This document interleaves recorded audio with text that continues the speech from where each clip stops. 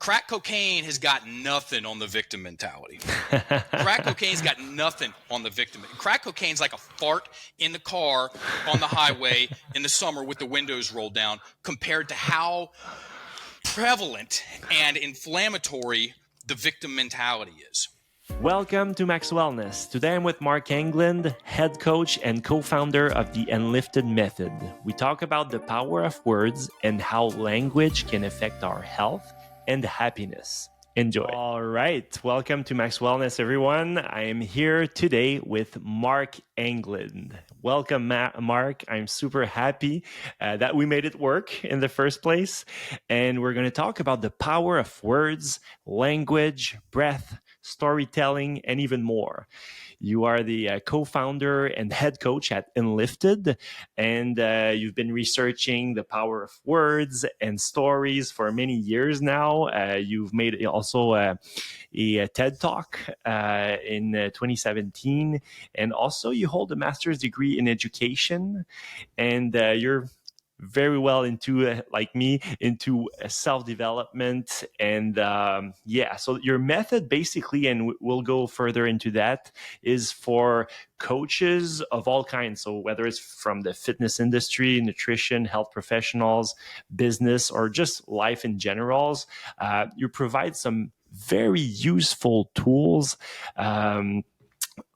to switch from the victim mentality to empowerment, basically. So first and foremost, thank you for being here with me today. And would you like to elaborate more on the Enlifted Method, what it is, and we'll go from there. Very cool. And thanks for having me on, Max. That was a fantastic and very accurate. Yeah, you did your homework. Introduction. Yeah, the Enlifted Method is simultaneously a practice and a path.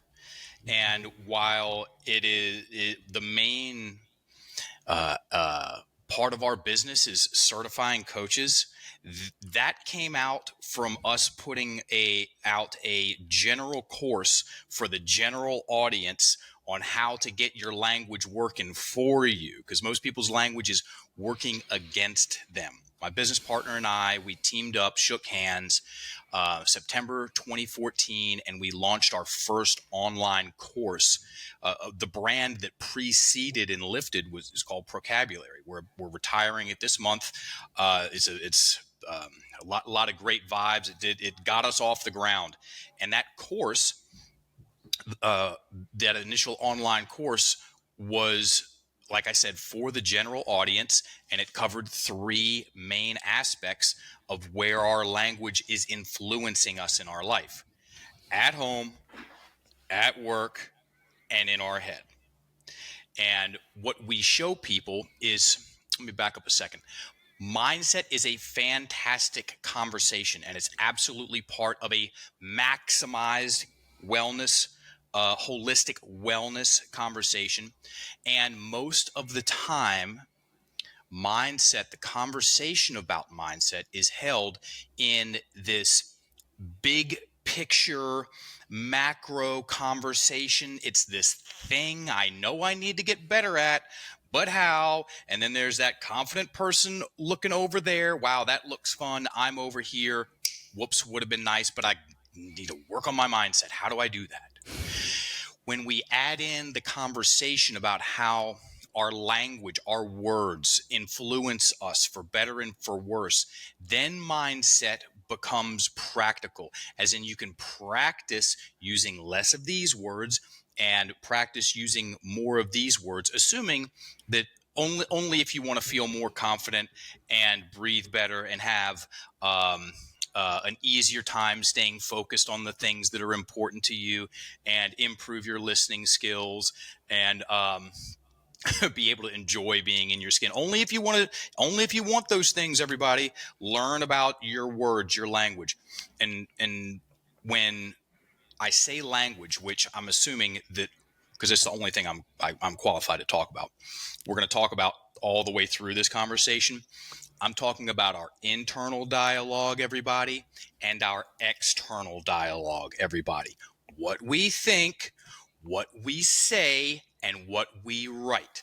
So the voice in our head, the voice, the things that we say, stuff coming out of our mouth, and the stuff that's right on the end of our fingertips, that gets overlooked a lot. It gets overlooked a lot, everybody, because of several reasons. One of them is, and I understand, it's an easy trick to fall for or trap to fall into. People think that their problems that are so huge and big and complicated, the answer has to be equally as huge and big and complicated. And I'm here to say, oddly enough, the answer is almost always no. Give me a pen and a piece of paper and somebody that wants to feel better, and I can prove that. That's part of that answer. The other answer is that we're not taught this stuff in school. I came up in the public school, and you're right, I do have a master's degree in education. I was an elementary school sports teacher before I got into professional development. And on either side of those fences, coming up in that system and learning to teach and enforce that system, I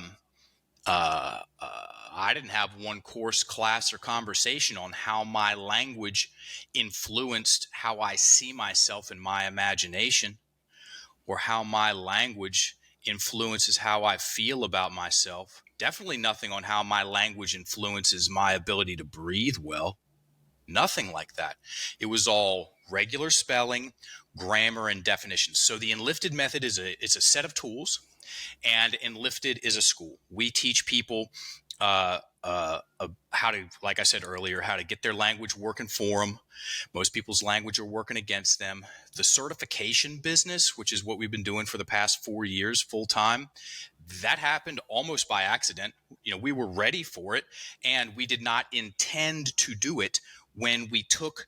So Procabulary was that online course for the general audience. We went on a couple of big podcasts. I actually flew from Thailand to Los Angeles to do a podcast in person in 2017. That's called Showing Up, everybody. And when that when that podcast launched, it was the most popular podcast in the fitness and CrossFit space. We got introduced to the fitness industry through the most reputable mouthpiece at the time. And I became friends with one of the hosts of the podcast. And in turn, we made a niche online course for people in the fitness industry, talking about the same stuff, language. It's the same stuff. It was just pointed at the fitness industry. And we started, we started plucking people in the nose. Started killing some sacred cows, like stupid stuff. Like, I'll sleep when I'm dead. No, you won't. No, you won't. You're going to go home and sleep tonight. And if you don't, you're going to be miserable. Or how about go hard or go home? How about go hard and go home and have a nice meal and get to bed early? So it's an elaboration on this stuff. Don't let them tell you can't do it. Who's them? No one told me I couldn't do anything today or yesterday. It's me in my head. Who talks more trash to me about me than me? And most people are defenseless to that. Hence what we do. I love it. And it's so overlooked, like you said. And it's those little things that compound and then become, and that's how I love about, you talk about storytelling and how we're our own personal stories, basically, that we end up believing and that limit ourselves. And we'll touch back on the breath part also, which I find very interesting. And I've seen you mention the victim mentality is the mindset killer. And if you could give more definition and context to that, I would love that.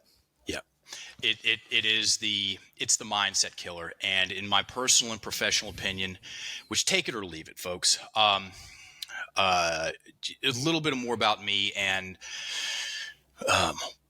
why you should or should not listen to me. So I went pro. I turned pro as a coach January 17th, 2007. And since that day, I've been somewhere between full-time and overtime the whole time doing one single thing, which is focusing on researching, presenting, and coaching on the power of our words and our stories and our identities. I've been in 3 documentaries. I've co-founded 2 brands. I've headlined 3 online courses. This is my 334th podcast. I deliver all the certifications for our online training company. So I've certified 350 coaches. These are 10 people per cert. And all the coaching is live. And so I live and I breathe this stuff. So I have an opinion about mindset. And one of my opinions about mindset is that without having a verbatim definition, in my opinion, is the best, or even a working definition of the victim mentality. If someone is talking about mindset and they don't have either of those 2 things, they're leaving a lot on the table about how much they understand about the entirety of people's story. So most people have never heard the definition of the victim mentality, even in the mindset space, much less written it down. So an invitation to everybody listening to this. Pick up a pen. I'm going to recite the definition of the victim mentality twice. I'm going to do it slow the first time, and then I'm going to speed it up and give it some context the second time. And the numbers are 30, 50, 80. We remember 30% of what we hear, 50% of what we write, and 80% of what we turn around and share or teach. So if you put pen to paper, like I said, most people have never heard the definition of the victim mentality, much less written it down. And if you write it down, you get an extra little return on investment for your, and it gets you engaged in the whole thing. Here it is the first time, slow-ish. The victim mentality is an acquired personality trait where a person tends to regard himself or herself as the victim of the negative actions of others, even in the absence of clear evidence. The victim mentality depends on a habitual thought process and attributions. I took a pinch out of the middle. That's the verbatim definition of the victim mentality. Here it is again, a little faster with some context. The victim mentality is an acquired personality trait where a person tends, it's a tendency. Sometimes it's up, folks, sometimes it's down. Where a person tends to regard himself or herself as the victim of the negative actions of others, even in the absence of clear evidence. I'll elaborate on that later. Second sentence, the victim mentality depends. Please underline that word. It depends on a habitual thought process and attributions. Habitual thought process. Habitual accurately implies duration and addiction. And then thought process. What's a thought process? A thought process is the words you use repeatedly. That's what a thought process is. And so my simple mind goes, well, if there are certain words that the victim mentality has to have, or I have to use repeatedly in order for me to create it and maintain it, and oh, by the way, I can get addicted to that damn thing, which I have been. I want to know what words those are. I want to know what the words are. And at the end of that sentence, at the end of the attributions, depends on a habitual thought process and attributions. What's an attribution? It's a characteristic. We are Max and Max's audience. It's nice to be known for things, anything really. And we're known as the language people. We might as well be known as the language and the breathing people. And push comes to shove, it's about the breath, truth be told. Attributions. What's an attribution? It's a characteristic. And the number one characteristic that we pay attention to is our breathing, how our language influences our breathing for better and for worse. And most people's breath is trapped in their chest. Ask any yoga teacher. Most people's breath is trapped in their chest. They're in these chronic, unconscious, upregulated sympathetic nervous system response states, also known as chronic stress. Okay, that's a bunch of expensive words for chronically stressed out. Breath trapped up here. And it's super easy to take things personally when your breath is trapped in the chest, or it's super easy to snap at people when your breath is trapped in the chest, or it's super easy to not like being in your skin when you're breathing up here. And I don't know what's happening up there in Canada, and this is definitely nothing I'm bragging about. Down here in the States, the number 2 and number 3 most commonly purchased over-the-counter medications are indigestion medication and constipation medication.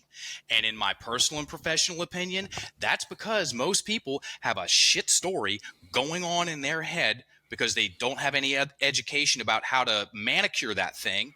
And it's trapping their breath, their shoulders are tight, their jaw is tense, their butthole's all puckered up, and nothing works well when that stays that way. We're not designed to live in sympathetic nervous system response. We have that gear because sometimes we need it, and we're designed to thrive breathing low and slow, parasympathetic dominant, in a relaxed state. And in my simple little world, a large part of the problem that people are living that way is because we got a glitch in our language, in the English language, and I know this is happening in other languages too. And it's also it's a problem and an opportunity simultaneously. Exactly. I just And I love dumped a whole how bunch you. of stuff on the table. Well, Yeah. that's why I didn't interrupt. It was so interesting and well articulated. I mean, and I love how you refer on some occasions to words as spells, literally, and how they can, like, become curses, Oh yeah. positive spells, or Oh yeah. you call them constrictive or expansive. If you could elaborate on that too, or Yeah. give some examples. Yeah. Happy to. And Happy to. also, you talked about the words, and you mentioned, what are those words? Well, what are those words? I'm asking you. Yep. I can do all that. Mm-hmm. So Webster's definition of a spell, not mine, is a word or a combination of words of great influence. And that goes both ways. So spells are either constrictive or expansive. And here's the definition, or not the definition. Here's an example of a constrictive spell. Oh, and by the way, 4-letter words. Can we cuss on here? I already said something. Sure, it's all good. It's all good. Yeah, it's okay. Yeah, yeah, So yeah. like F-bombs, everybody. Like the 4-letter curse words have nothing. They've got nothing on "nobody will ever really love me." That's a real curse. That's a real curse, and it's a spell. It's a constrictive spell. A word or a combination of words of great influence. Nobody will ever really love me, or you can't get ahead these days, or she's always controlling me, or I need them to respect me, or I can't keep living like this. And I'm going to use some of those examples later. Those are all combinations of words that, depending on how much someone believes in them and emotionalizes over them, are greatly influential, and they're constrictive in nature. Okay. Rudolf Steiner, whether this is true or not, I don't know. He did say it. He said, if any force that seeks to constrict or control is by definition Luciferian. That's weird to think about. It's better than weird to think about. And so we can use our words in a way that create big, up close, scary pictures, create dense, heavy energy, create rigidity in our body, and trap our breath in our chest. So imagination, feelings and emotions, body posture. We'll just keep it simple: posture and breathing. And so I could hear somebody say, "Well, what do you mean posture?" Talk yourself into a bad mood and stay there and see what your body does. Right? Eventually, it starts to do, like, even just like a tiny little percentage of a movement. Like, and look at the words. I've got the weight of the world on my shoulders, or I'm under a lot of pressure, or I've got a heavy heart. Then there are expansive spells, combination of words that create space and clarity and unlock our breath. Great things happen when I show up. Look at the words. Great things happen when I show up. That's a combination of words that greatly influences me. Very different than the other stuff. Or man, I've got such great friends. That's a combination of words that greatly influences me. Or I've made a lot of progress. That's a combination of words that creates expansion in my imagination, light and bright energy. Okay. It relaxes my physical body and unlocks my breath. Sigh of relief. Relief of what? Relief of pressure. Okay. And there are I could go in two directions right here, Max. Tell me what to do. I could go into two different stories, a constrictive story and an expansive story based on one sentence each. So a spell that greatly influenced people's lives. Or I could talk about the reticular activating system. Which do you want me to do?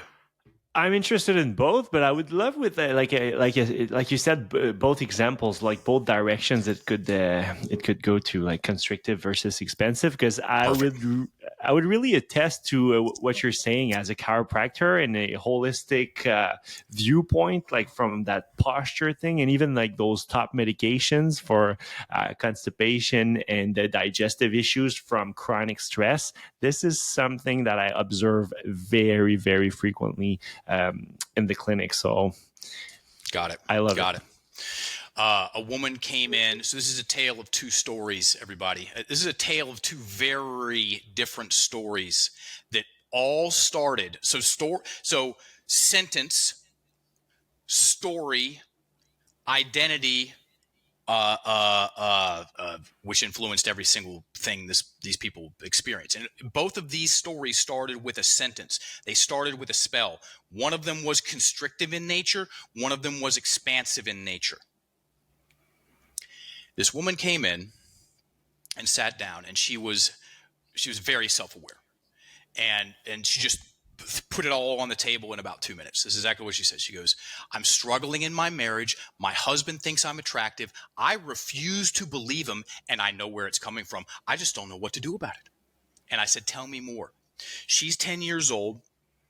She goes to her family go to her grandma's for Christmas, and they park and walk in the door. And as soon as they get in the door, her great aunt is standing right there, and leans down and goes, "My, you have a big nose, just like me." Thanks.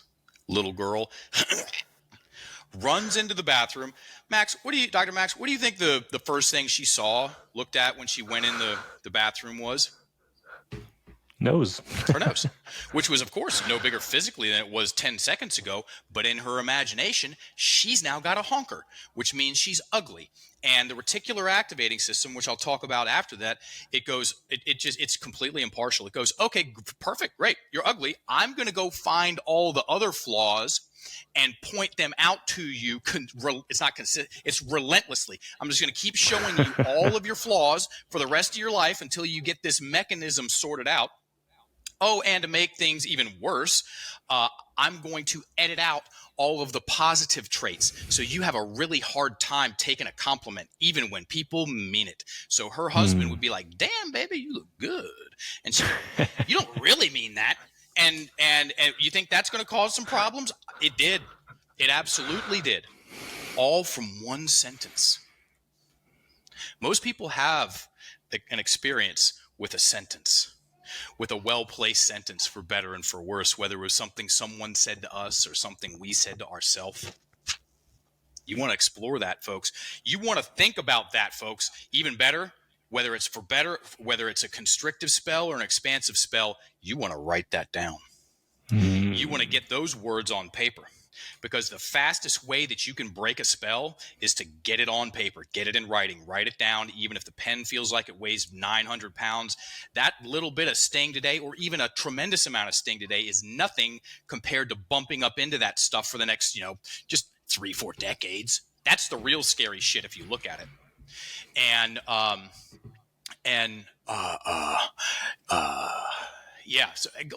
Let's get Alan Watts in the conversation. Our man Alan Watts. Most people are not thinking about their thinking, which is a lot easier to do when you write the stuff down.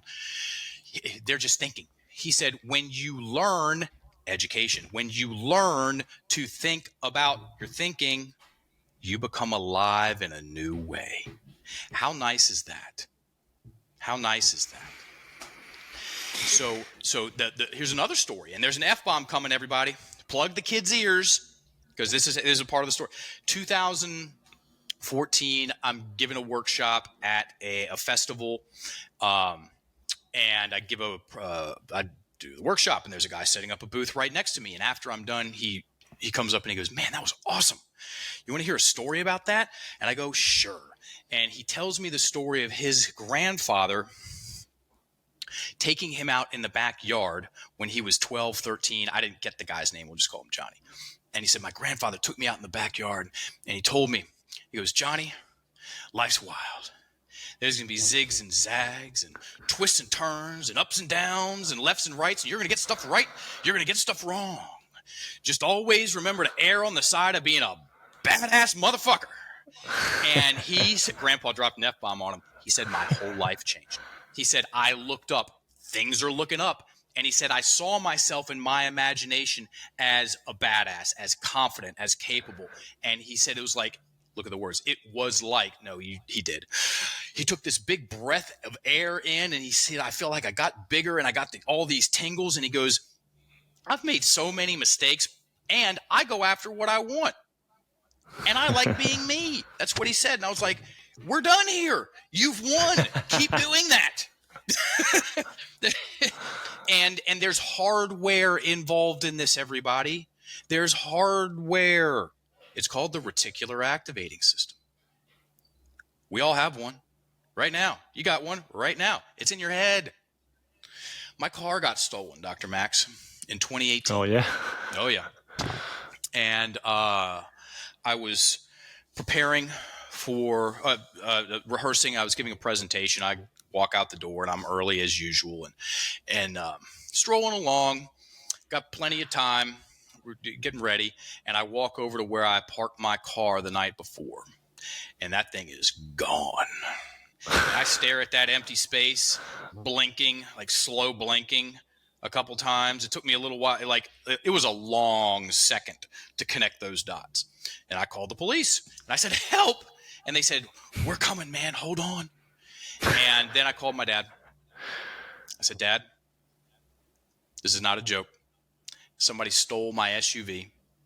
I've got stuff to do. I need the farm truck." So I drive out to the farm, and I get one of his prized possessions, which is a 1985 Ford F-150, 2 tones of brown. He bought it mint condition off the showroom floor. We call it Brown and Browner. It's still in mint condition. It sits out of the farm under a covered roof. And I drove Brown and Browner into Richmond, Virginia. And in 24 hours, I started seeing 1985-ish Ford F-150s all over the place. I'm like, where are these things coming from? Have you ever had that experience, Dr. Max? You buy a car and you... Yes. What was the car? Or shopping for something, and then you see them everywhere. Yeah. What was the car? What car did you what car did you get? And then you start... Well, it wasn't necessarily a car. It could have been like a car for sure, or anything like a model of shoes, or anything. And anything. Most people have had that experience. They buy like a Toyota Tundra, and they're like, where the hell are all these Toyota Tundras coming from? And if I've driven a Jeep a couple of times, Jeep Wrangler, and everybody waves to everybody in the Jeeps, and you just start seeing Jeeps all over the place. And that right there is the reticular activating system at work. It has a search function. Once something gets programmed as important, and it doesn't matter what it is. It could be it could be programmed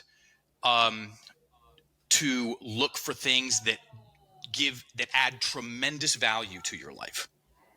It could also just as equally be programmed to turn your worldview into a dumpster fire. Okay, it's a lens. It's a lens, everybody. It's like a pair of binoculars. The language is that little lever on top, and you can use your words to bring things in focus and bring things out of focus. So it has a search function and it has an edit function. So search, for me, with the truck, the 1985 Ford F-150, it started looking for more and more of those vehicles. And while it was doing that, it was editing out anything that's not that. Same thing with the girl with the big nose. Oh, you're ugly. I'm going to go find all your flaws and show them to you. Every day, you're going to love it. No, you're not going to love it, but I don't care if you love it or not, because it's just this thing that has no skin in the game. It does what it does, right? It's impartial. And then it edits out all the good stuff. And so this has been one of the most highly studied things in social psychology.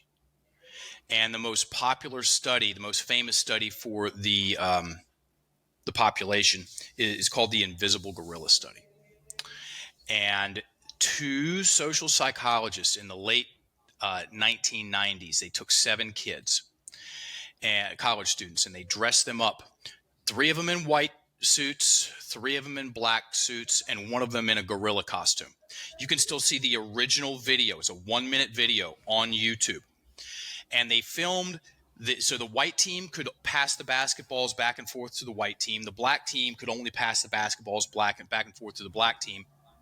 And that went on for a minute.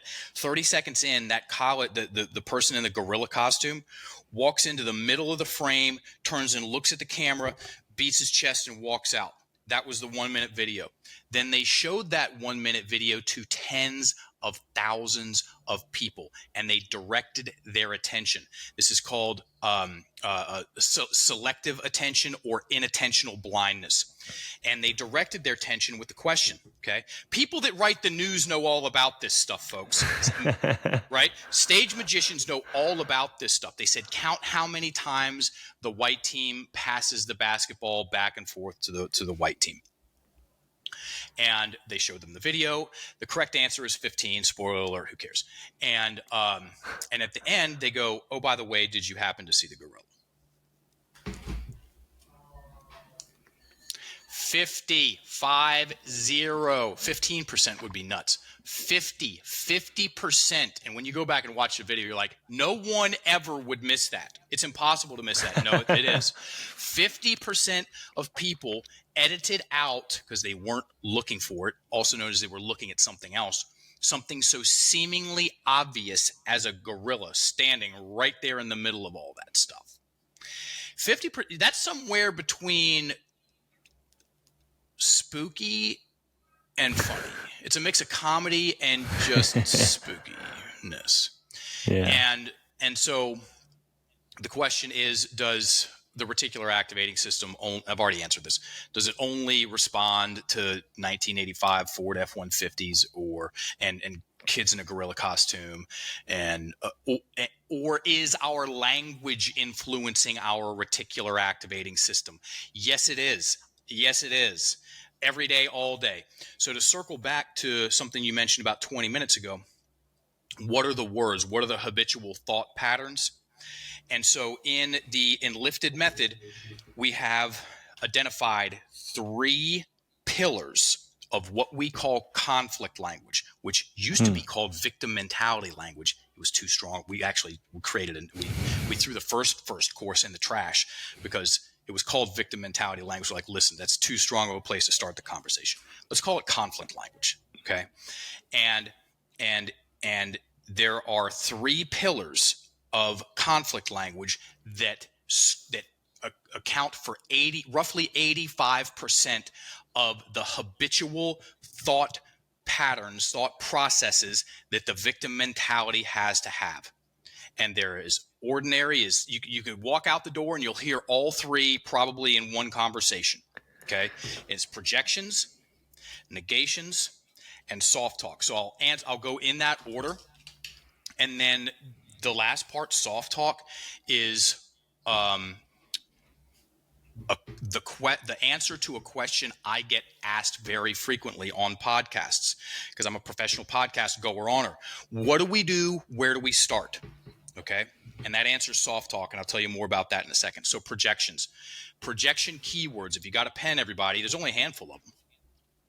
You, she, he, they, people's first names, mom, dad. Let's put the government in there. And what do they sound like? Dad always talks to me like a child. I need you to listen to me.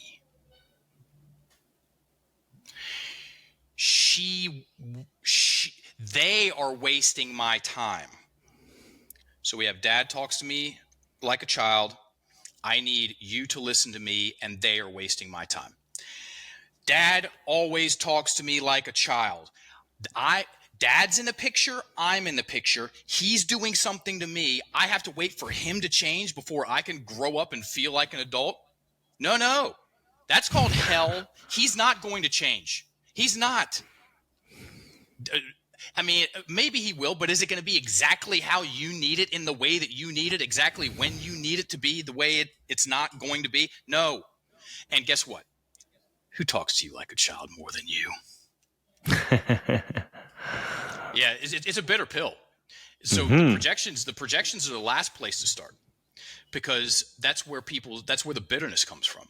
That's where people's white knuckle grip on stories are. Okay, because they let go of that, and a whole bunch of stuff goes down the drain too, and part of them is addicted to it. Crack cocaine has got nothing on the victim mentality. Crack cocaine's got nothing on the victim. Crack cocaine's like a fart in the car on the highway in the summer with the windows rolled down, compared to how prevalent and inflammatory the victim mentality is. And so what you do, if you want a second opinion on the story you're telling yourself, also known as thinking about your thinking, you take out dad and put in I. I always talk to me like a child. Wow, that tastes a little different. Now, where's the empowerment? So are you going to wait for your dad to change, or are you going to change yourself? Okay, where are you going to get a better return on your investment? Or I need you to listen to me. So that was the second sentence that I put out there. I need you to listen to me. Once again, the words, because 2 + 2 = 4, script the victim villain mental imagery, whether somebody likes it or not. You could be so sick of that picture in your imagination, and if you put those words together, you're getting it regardless. Okay. You need to listen to me. So whoever that person is, they're in the picture, you're in the picture, they're like snubbing you or not listening to you, and you're just sitting there waiting for the world to change for you. That's stressful. That's existentially stressful. And no, really. Okay. So I listen to that guy on a podcast. Yeah. You take out the you and put in I. I need me to listen to me. Whew. Whoa. Wow. Things just got a lot more quiet around here. Shit. That's how that happens. Okay. Again, part of you's not going to like it, and part of you is going to rejoice. Part of you is going to rejoice. Part of you's going to get pissed off first. Then For sure. Then part of you's going to rejoice. Or they're wasting my time. Take out the them and put in I. Who wastes more of your time than you? It's not even a close second.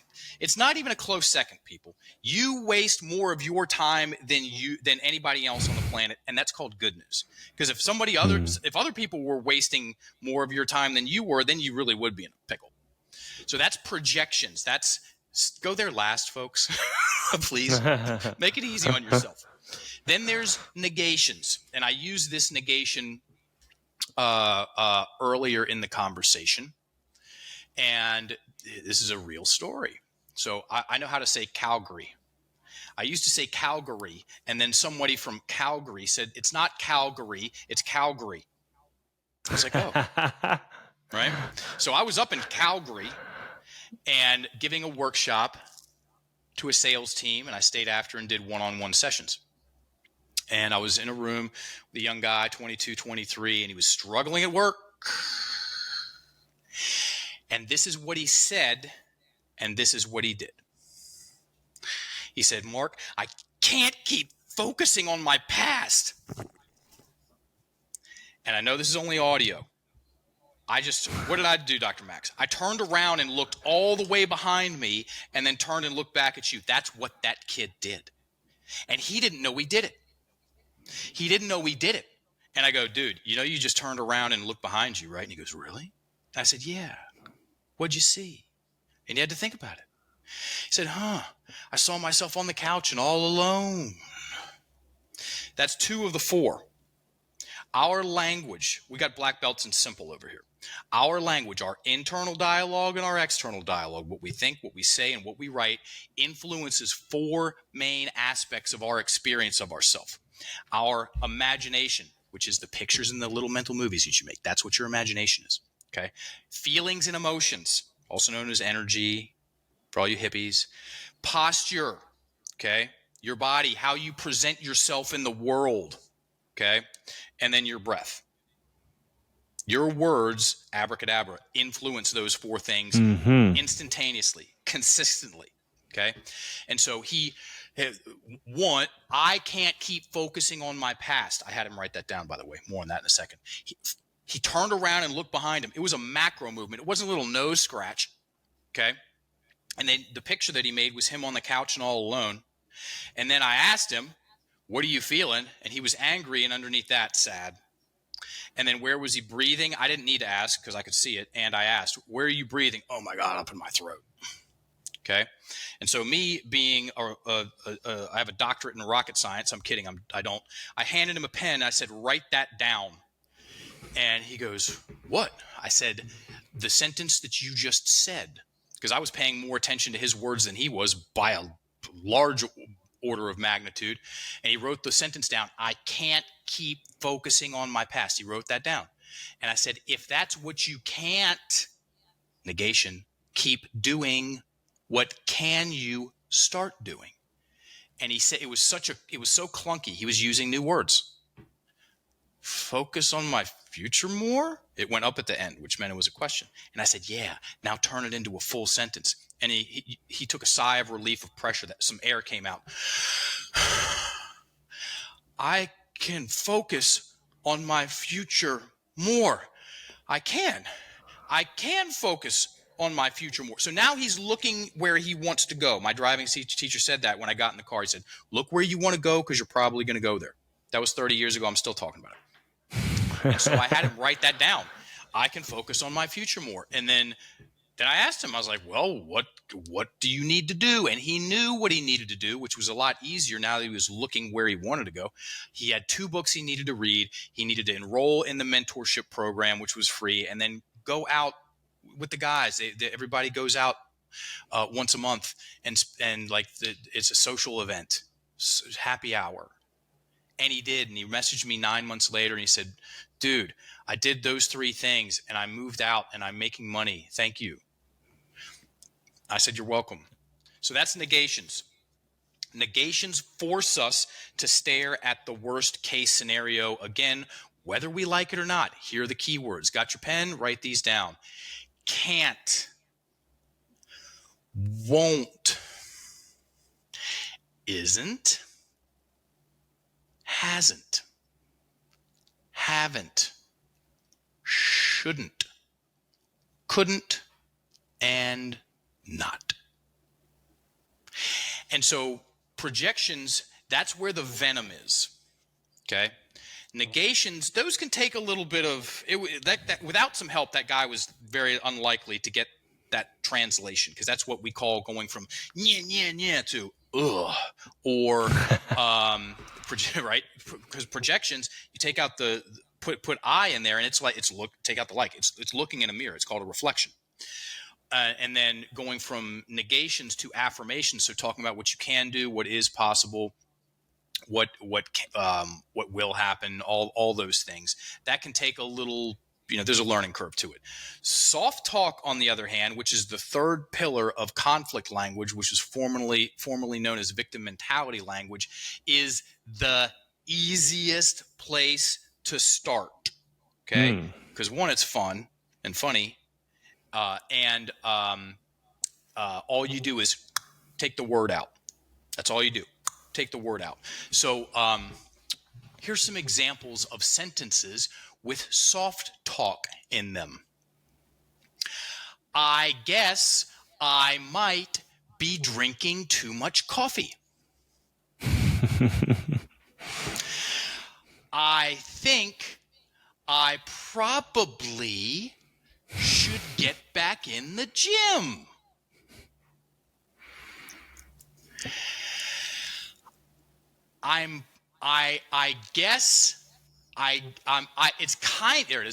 It's kind of like I'm avoiding the conversation.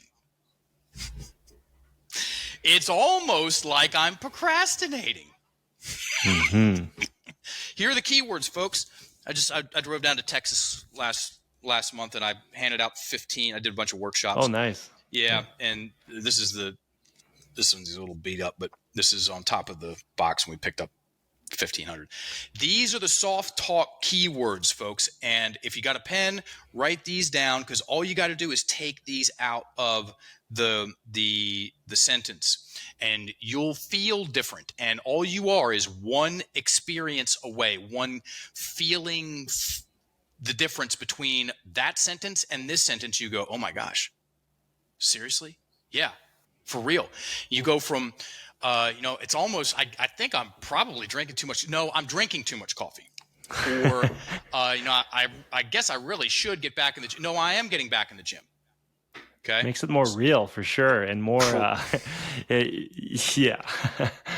It's almost like said, it's kind of like you want to avoid it. Yeah, exactly. Oh, yeah. Take out kind of like it. No, people use this unconsciously to avoid things. They also use it. Sometimes they use it consciously to avoid things. And my favorite quote about indecision, which is it's a flavor of stress, everybody, which is exactly what you get when these words are in your language. And I promise you, these words are in your language. Malmodia said, I prefer the fear of making the wrong decision to the terror of indecision. And if someone uses these words and they practice indecision, they eventually identify themselves as indecisive. And once somebody identifies themselves for something, for better and for worse, they get better at doing the thing. Yeah. Someone identifies them, they're late a lot, they're late a lot, they're late. Oh, I'm just always late. I'm a late person. Guess what? You're now going to get better at being late. Or I'm good at following through. You follow through with something. You follow through with something. You follow through with something. You eventually say, I finish what I start. And you identify yourself as that. You now are about to get a lot better, a lot faster at finishing what you start. So pay attention to your words, folks, because once they click into your identity, hold on. And these little buggers right here, Dr. Max, will you read these out for your audience? Yes. Probably, perhaps, feels like, I guess, maybe, could, might, possibly, sort of, kind of, potentially, hopefully, try, one day, should, almost like. If you want this those are so common. Oh my Lord.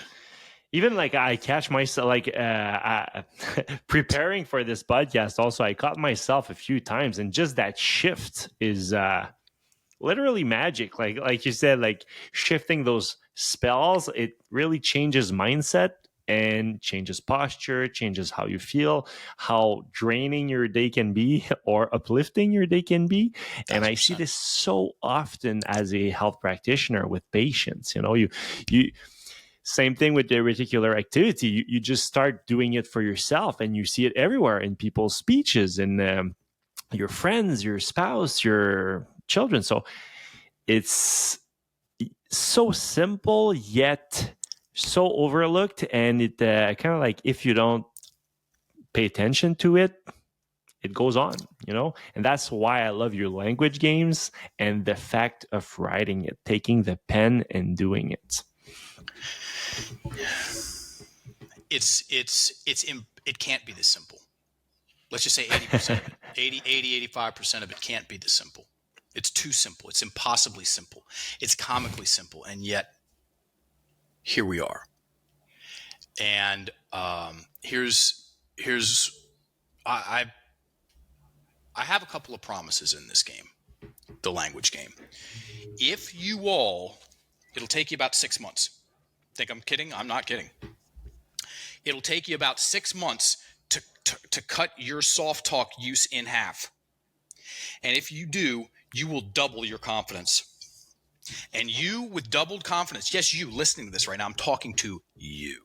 You with doubled confidence, a lot of what you want to be and how you want to feel and what you want to do is predicated on that. And there's an art and a science to talking ourselves into stuff. And there's an art and a science to talking ourselves out of stuff. And like I said at the very beginning, I've said it, this is the third time I've said it. Most people's language is working against them, and they are clueless about it. And we help people fix that. I love it. It's so, so important. As I said, I see that on the daily basis with patients, but even with myself and even with others, even more so ever since I've got into your work and got aware. And even like for the audience, if we could try a short yet simple, but also powerful, like I said, a little language game, or do an example that they could, like stop, pick a piece of paper up and just write down something and kind of like change things up a bit, or just have this perspective of, what have I been telling myself, because it all loops back to the storytelling. Because over time it becomes your own story. You identify to it, but it doesn't have to be truth with a capital T. Yeah, we can do this super fast. Everybody write this sentence down. How can I ever get over this? How can I ever get over this? Write it. Say it out loud and pay attention to how it makes you feel. Also known as thinking about your thinking. Okay? Got it? Now, take your magic wand, also known as your pen, and scratch out one word. Scratch out the word ever.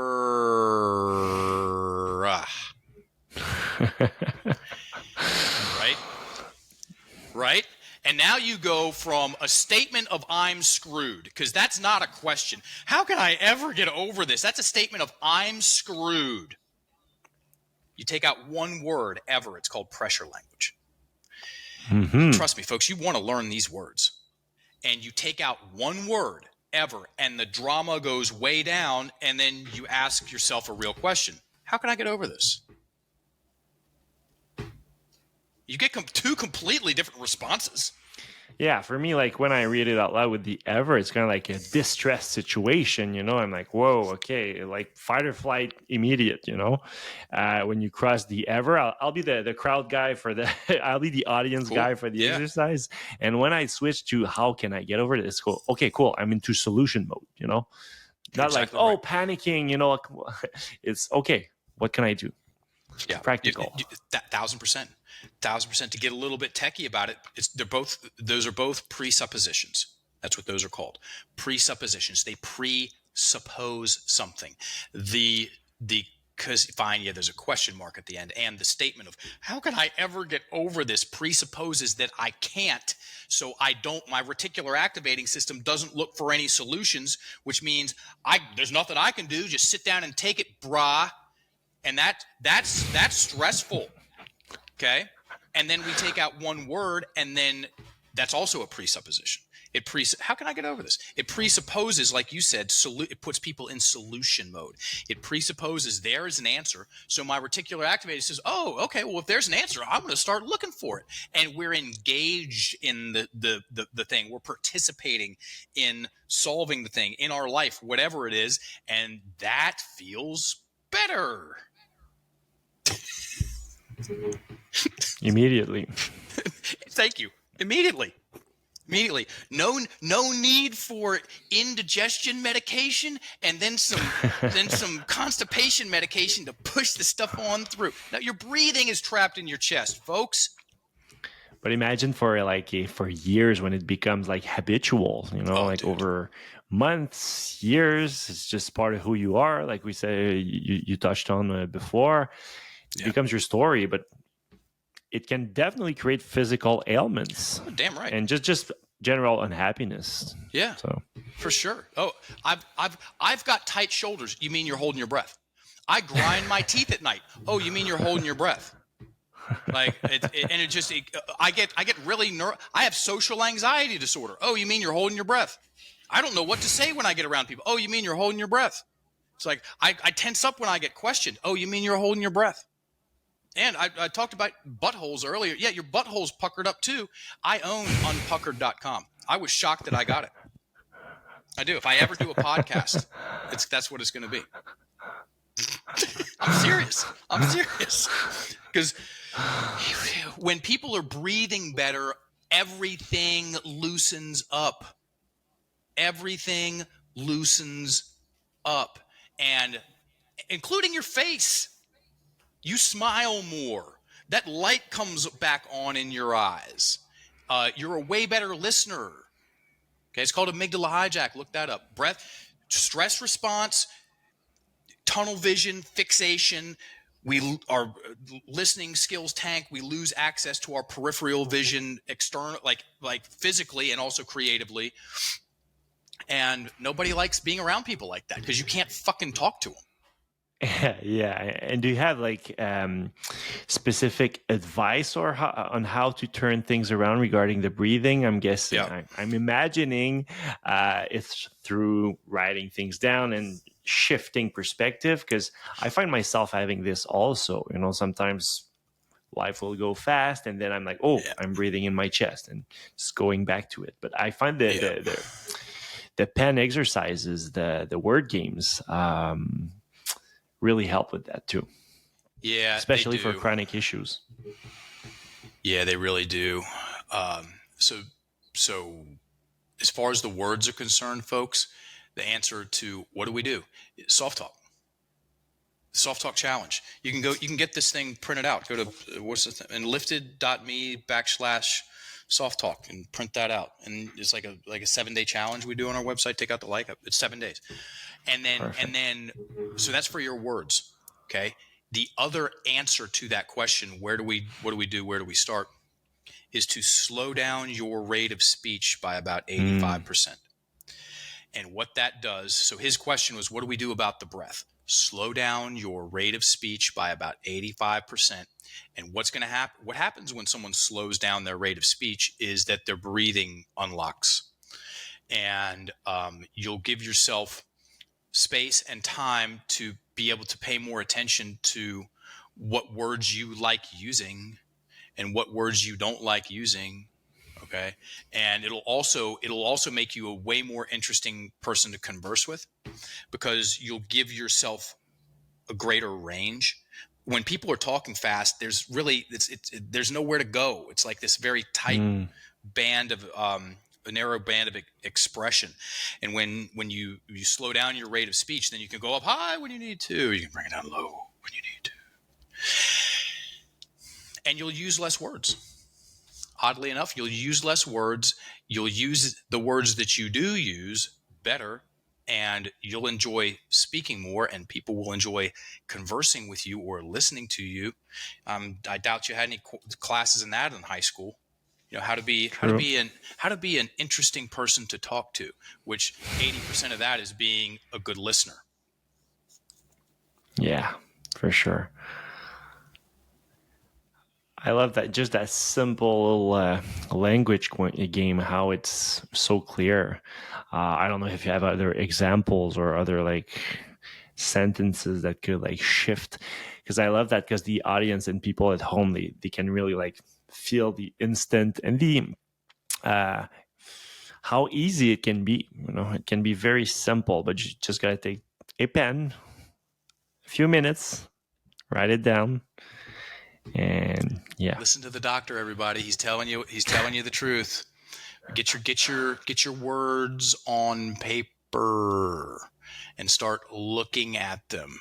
There's more in this podcast that I suggest listening to it twice, because you go back and listen to it twice, you'll hear the things you missed the first time, and there's plenty of information for you to start the wonderful practice of thinking about your thinking and using your words differently, and practicing a mindset that works for you instead of against you, and unlocking your breath. The body heals so much better when you're breathing well. I mean, has any doctor ever in history recommended a high stress diet to get over any kind of chronic pain and illness? Like, oh, you need more stress in your life. Has any doctor ever said that? It's like, I doubt it. I mean, you know, this the rest and digest, feed, that whole thing. Yeah, and a little bit. Listen, all you all are one interaction, one experience away from. All you need is to change one word in one sentence, and when you feel it, you'll know it. Because as the old saying goes, "She who feels it knows it. He who feels it knows it." You feel the difference between one sentence versus the other, and negation acknowledged. Don't be surprised if you get hooked doing this, because it's a massive return on investment. Mm-hmm. Yeah, you can read all the spiritual books you want. None of that's going to take your soft talk out of your language for you. Yeah, it's a conscious effort, and you got to be willing just to take the time, because, as you said, it's amazingly simple. Yet you got to take the time to sit and do it, and have these tougher times sometimes. If you switch the words, and it's gonna point the finger back at you. Oh, tough pills to swallow. But that's the key to healing and to empowerment. You know. Yeah. So. Bitter medicine. Somebody said I that love once. it.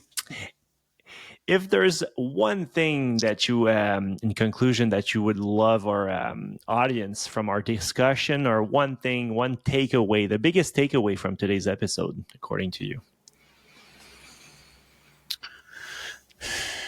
The whole conversation is about what to do with your words, what you could do with your words, what you can do with your words, and why. To add one other piece of advice: go on more walks. Go on more walks, people. Go on more walks. I started paying attention to this. My college girlfriend's father's kindergarten teacher was, she was 82, 5'0" sharp as tacks. All the lights were on. She had a grip as strong as mine. I was a wrestler. And I go, "What do you do?" She goes, "I walk every day." And so I started paying attention to any person over the age of 75 who was home, and they were mobile, and they were active and doing their thing. They were elders, not elderly. There's a big difference. They're all walkers. Okay. True. People are so understepped in our culture. Go on 2-3 walks a week. and watch what happens. 45 minutes, an hour. Okay. Leave the damn phone at home. Okay. Mm-hmm. You know, if you can, if you feel safe where you are, you know, take a pair of brass knuckles if you don't. I'm kidding. Yeah, go on more go on more walks, folks. Go on more walks. It's good for you. Go on a walk with a friend. You'll have the best conversation you'll have in all month. We've been doing it forever. We've been doing it for eons. Not century, millennia, eons, whatever's past millennia. That's how long we've been walking together. Very true, and a great addition to everything we've talked about today. If people want to find you, you talked about the Enlifted.me. I'll write it down in the show notes also. Instagram, Facebook, are you on the social platform that you're on? Instagram. Yep, Instagram. Okay. At Enlifted Coaches. Yeah. Anyone wants to learn about our certifications, Enlifted.me. And we have a podcast called Get Enlifted. It's all about the words. Kimberly's the host. Yeah, she's a great speaker also, and I love your episodes and all the practical tips. So if you're curious to know more, just go check them out. I'm sure you'll find even more value. So I'm glad you were with me today, Mark. It's been likewise, Dr. Max. Very informative discussion, and as you said, I'm sure some people will want to listen to it twice or even 3 times because it was packed with information.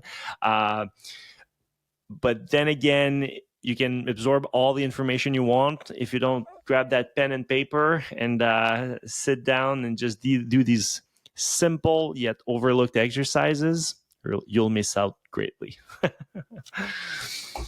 Have an amazing day, and thank you so much for being with me today. Likewise, Dr. Max. Bye-bye. Thank you.